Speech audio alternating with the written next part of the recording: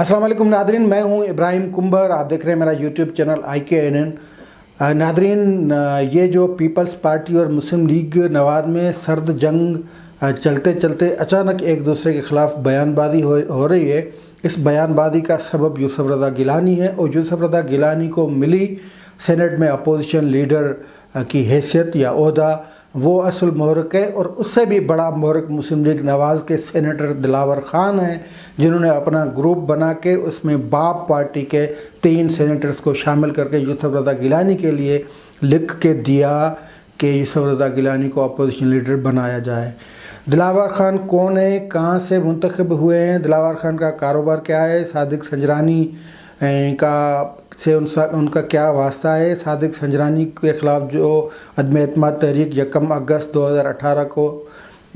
2019 को आई थी, उसमें दिलावर ख़ान का किरदार क्या था, दिलावर ख़ान ने अपने बेटे के लिए किससे जाब ली, दिलावर ख़ान के ख़िलाफ़ तहरीक इस्तिक़ाक़ सेनेट में कब आई, किस वजह से आई और किसने वो तहरीक इस्तिक़ाक़ पेश की, दिलावर ख़ान पे इल्ज़ाम क्या था, ये सब हम आज आपको इस वीडियो में बताने जा रहे हैं।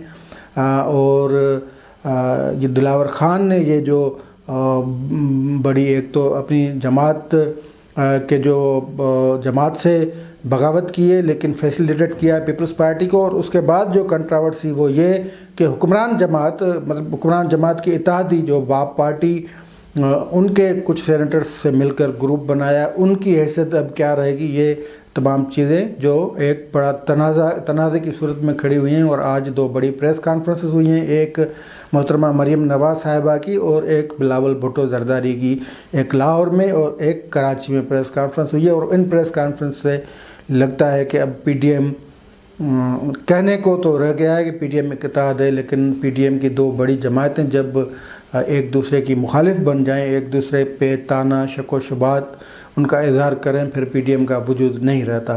तो ये सब हम आपको इस वीडियो में तफसील बताएंगे। कोशिश करें कि आखिर तक ये वीडियो देखें। जो दोस्त पहली मरतबा चैनल देख रहे हैं वो चैनल को सब्सक्राइब करें, बेल आइकन को क्लिक करें ताकि ताज़ा वीडियो अपडेट्स आप तक पहुँचती रहें। और आपके कमेंट्स का हमें इंतज़ार रहेगा। आपकी राय हमारे लिए मोहतरम है, उस राय को देखकर हम अपने प्रोग्राम को बेहतर से बेहतर करने की कोशिश करते हैं। तो एक तो जो पाकिस्तान पीपल्स पार्टी और मुस्लिम लीग नवाज़ में जो आए कुछ दिनों के वक्फे के बाद, कुछ सब्र तहम्मुल, कुछ अंडरस्टैंडिंग के बाद एक नया मतलब वो इख्तलाफात आ जाते हैं, एक दूसरे के ख़िलाफ़ बयानबाजी आ जाती है, फिर एक दूसरे के ख़िलाफ़ इल्ज़ामात आ जाते हैं। ये कोई आज की बात नहीं, ये तो तब की बात है जब ज़िया-उल-हक़ की लंबी मार्शला के बाद पहली मरतबा, काफ़ी अरसे के बाद पहली मरतबा जब 88 में पार्टी बेसिस पे इलेक्शन हुए थे। और इलेक्शन वो मेहरबानी थी कि जनरल ज़िया-उल-हक़ नहीं रहे और इलेक्शन पार्टी बुनियादों पे, जमाती बुनियादों पे हुए। अगर वो मरहूम ज़िंदा होते तो वो आपको पता है सियासी जमातों के दुश्मन थे। एक फौजी आमिर सियासी जमातों का दुश्मन ही होता है, बुनियादी तौर पे वो आवाम का दुश्मन होता है और बड़ात निकलता है सियासी जमातों से, क्योंकि सियासी जमातों को बैक सपोर्ट होती है वो उन आवाम की होती है। और इनका जो होती है कोशिश के सॉरी, ये फ़ोन थोड़ा साइलेंट करना था। तो इन आमिरों की कोशिश होती है किसी भी तरह ऐसी कोई सियासी जमात मुल्क में, और हर आमिर ने अपनी अपनी तरफ से वो कोशिशें की। बहरहाल ये एक पुरानी तारीख़ है, 90 से लेकर आज तक। फिर बीच में 2006 जब मिसाक जमहूरियत बना था, मोहतरमा बेनज़ीर भुट्टो, मियाँ नवाज़ शरीफ ने उस पर दस्तखत किए थे। उसके बाद कुछ मामलात ठीक हुए। 2008 के जो इंतखाबात हुए थे उसमें आसिफ अली ज़रदारी ने मुस्लिम लीग नवाज़ को दावत दी और अपनी हुकूमत में शामिल कर लिया। ये बहुत बड़ा स्टेप था मुस्लिम लीग नवाज़ और पीपल्स पार्टी को इकट्ठा, मतलब पीपल्स पार्टी और मुस्लिम लीग नवाज़ ने इकट्ठे हुकूमत की। लेकिन मुस्लिम लीग नवाज़ ख़ुद जो जनरल ज़िया-उल-हक़ की पैदावार है, लेकिन उसमें जनरल ज़िया-उल-हक़ की बाक़ियात कुछ ज़्यादा ही बाअसर थी, मौसर थी चौधरी निसार अली ख़ान के शक्ल में या कई और, जिन्होंने फिर बहाना बनाया मरी मुआहदे का। और वैसे वो भी कुछ चीज़ें थीं जो अगर कमिटमेंट पे पूरा اترنا چاہیے تھا، لیکن وہ بھی الگ کہانی ہے۔ مری معاہدہ بنیادی طور پہ ججوں کی بحالی کا معاہدہ تھا، اور افتخار چودھری جیسے انتہائی جو ایک بائسڈ قسم کے جج کو بحال کرنا، اس کے پیچھے بھی پھر کہانی آئیں کہ وہ جنرل کیانی کا ایجنڈا تھا، ان کو لانے کے لیے جنرل کیانی نے استعمال کی میاں نواز شریف کو۔ بہرحال وہ الگ کہانی، لیکن ایک مرتبہ پھر وہ نوے کی سیاست جو وہ ایک مرتبہ پھر سر اٹھا رہی ہے، اور پیپلز پارٹی اور مسلم لیگ نواز ایک دوسرے کے سامنے کھڑے ہوئے ہیں۔ تو ہم بات اصل میں کر رہے تھے یسر رضا گیلانی کا جو نوٹیفیکیشن آیا سینٹ میں اپوزیشن لیڈر کے حوالے سے، اس میں باقی تو ٹھیک ہے، جماعت اسلامی کا ایک ممبر تھا، عوامی نیشنل پارٹی کے 2 سینیٹر سے 21 سینیٹر پیپلز پارٹی کے تھے، اور 2 فاٹا کے سینیٹرز تھے، تو یہ 26 سینیٹر ہو گئے۔ دلاور خان جو 27واں سینیٹر تھا، اور 3 سینیٹر وہ باپ پارٹی کے لایا، جس کے حوالے سے مریم نواز نے کہا کہ باپ کے سینیٹرز نے اپنے باپ کے کہنے پہ یوسف رضا گیلانی کو ووٹ دیا ہے۔ بظاہر وہ یہی کہہ رہے تھے کہ یوسف رضا گیلانی نے کو جو ووٹ ملے ہیں وہ باپ کے ہی ووٹ ملے ہیں، یعنی باپ کے جو باپ کو جنہوں نے جنم دیا ہے اپنی کوکھ سے، یعنی جو بلوچستان عوامی پارٹی جنہوں نے بنائی ہے، ان کے کہنے پہ باپ کی جماعت نے یوسف رضا گیلانی کو ووٹ دیا۔ یہ مریم نواز کا کہنا ہے، میں نہیں کہہ رہا ہوں۔ بہرحال تو یہ اس میں کنٹراورسی جو اس میں سب سے جو کنٹراورشل فگر ہے، جو متنازع تکرار جو شخصیت ہے، وہ دلاور خان ہے، جو 2018 میں کے پی کے سے مسلم لیگ نواز کی جو ٹیکنوکریٹ علماء کی سیٹ تھی، نشست تھی، اس پہ باضابطہ طور پہ سینیٹر منتخب ہوئے، اور پھر یہ سیاست دشمن، سویلین دشمن، جمہور دشمن ثاقب نثار تھے، انہوں نے مسلم لیگ نواز کے وہ سینیٹرز جو میاں نواز شریف کے جو ٹکٹس دستخط شدہ ٹکٹس پہ آئے تھے، ان کو 18-19 سینیٹرز ان کو آزاد حیثیت سے ڈکلیئر کر دیا، اور پھر وہ آزاد ہی بیٹھتے رہے۔ لیکن ان کی وہ مسلم لیگ نواز کے ٹکٹ تھے، لیکن سپریم کورٹ کے ایک آرڈر کے تحت وہ آزاد سینیٹر کہلانے لگے۔ اور جب یہ معاملہ ہوا، اس سے پہلے جب صادق سنجرانی اور یوسف رضا گیلانی کے بیچ جو انتخابات، مطلب چیئرمین سینٹ کے عہدے کا انتخاب ہوا، تو دلاور خان کے حوالے سے یہ بات مشہور ہو گئی کہ وہ صادق سنجرانی کو ووٹ دیں گے، یوسف رضا گیلانی کو نہیں دیں گے۔ پھر یوسف رضا گیلانی نے کل ایک بات کلیئر کی کہ وہ ہمارے ساتھ ہی تھے، تو یہ ساتھ وہ ووٹ کے دن تو تھے یا نہیں، لیکن یہ ساتھ انہوں نے جو اپوزیشن لیڈر کے لیے لکھ کے دیا، پھر یہ ثابت ہوا کہ وہ یوسف رضا گیلانی کے ساتھ تھے۔ یعنی انہوں نے اپنی پارٹی سے تو بغاوت کی، لیکن دلاور خان نے یوسف رضا گیلانی سے اس معاملے میں وفا کی۔ اعظم تارڑ کو انہوں نے سینٹ میں اپوزیشن لیڈر بنانے کے لیے وہ لیٹر نہیں لکھا یا کنسنٹ نہیں دی، اپنی رضامندی نہیں دی، یوسف رضا گیلانی کے لیے رضامندی تھی۔ اب ایک اسٹوری یہ ہے کہ یہ دلاور خان جب صادق سنجرانی کے خلاف عدم اعتماد تحریک لائی گئی تھی، صادق سنجرانی سے ان کے ساتھ بہت گہرے تعلق ہیں، کسی نے یہ بھی کہا ہے کہ ان کی کوئی پارٹنرشپ ہے، ٹھیکے وکے جو ملتے ہیں، ویسے یہ کاروباری بندے ہیں، اور منشیات نہیں وہ ٹوبیکو کا جو کم کرتے ہیں وہ کاروبار ان کا ہے۔ منشیات میں غلطی میں کہہ گیا، وہ نہیں کہنا چاہیے، ٹوبیکو کا۔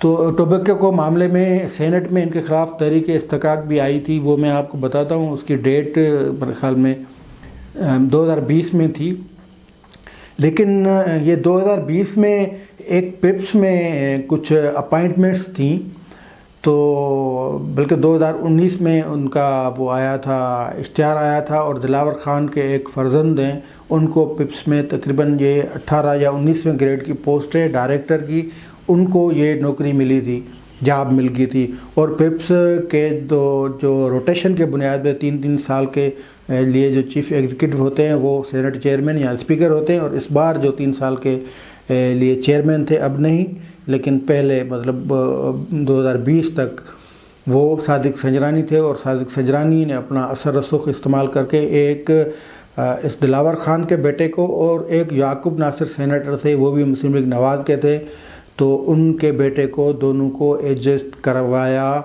پیپس میں، پارلیمنٹری جو انسٹیٹیوٹ ہے اس میں۔